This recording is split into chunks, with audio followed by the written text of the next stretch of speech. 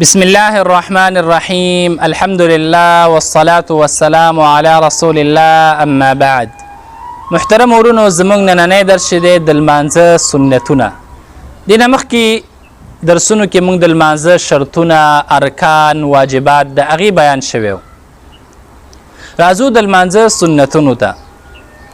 د اولنی تکبیر نه وروسته چې کومه دعاګانې موږ وایو لکه سبحانك اللهم وبحمدك، دارنګ اللهم باعد بيني وبين خطاياي، یا نورې کومې دعاګانې چې په صحیح احادیثو کې راغلي دي د هغې لوستل او اعوذ بالله من الشیطان الرجیم د دې لوستل دا د لمانځه د سنتونو نه یو سنت دی.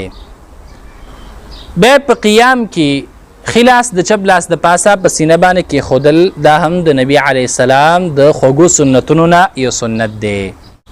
دغه رنګي په جهري لمونځونو کې هغه منځونه چې هغه کې قرأت په زوره باندې کېږي لکه د ماښام، ماخوستن یا د سهار لمونځ شو، په دغه لمونځونو کې د سورة فاتحې په اخیره کې آمین په زوره باندې ویل دا هم د لمانځه د سنتونو نه یو سنت دی. بیا د سورة فاتحې نه علاوه نور قرأت کول په اولني 2 رکعتونو د لمانځه کې دا هم د لمانځه د سنتونو نه یو سنت دی.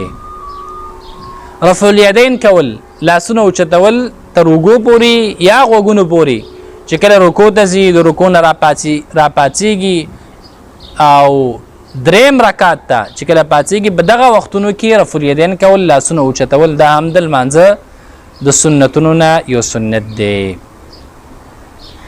دارنګې په رکوع سجده کې د یو ځل نه زیات تسبیحات ویل، سبحان ربي العظیم، سبحان ربي الاعلی، دا د یو کرت نه ډیر ویل دا هم د لمانځه د سنتونو نه یو سنت دی. بیا په رکوع کې سر او ملا برابر ساتل، دا رنګ چې کله د رکوع نه پاڅېږي سمع الله لمن حمد ربنا ولك الحمد، د دې نه وروسته چې کومې دعاګانې راغلي لکه حمدا كثيرا طيبا مباركا فيه، یا اللهم لك الحمد ملء السماوات وملء الارض الى اخره، دا دعاګانې لوستل دا هم د لمانځه د سنتونو نه یو سنت دی. بل په سجده کې دواړه څنګلې د دواړو اړخونو نه او خېټه د دواړو پتونونو نه جدا ساتل دا هم د لمانځه د سنتونو نه یو سنت دی. بل د دواړو سجدو په منځ کې او په اولني تشهد کې خیخ په ودرول په چپ خپه باندې کېناستل دا هم د لمانځه د سنتونو نه یو سنت دی.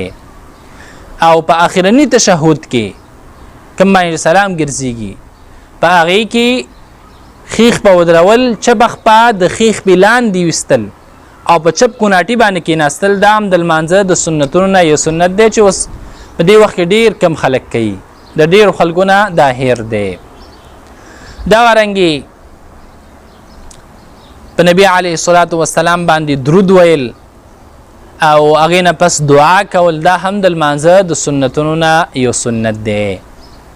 دا شو د لمانځه سنتونه.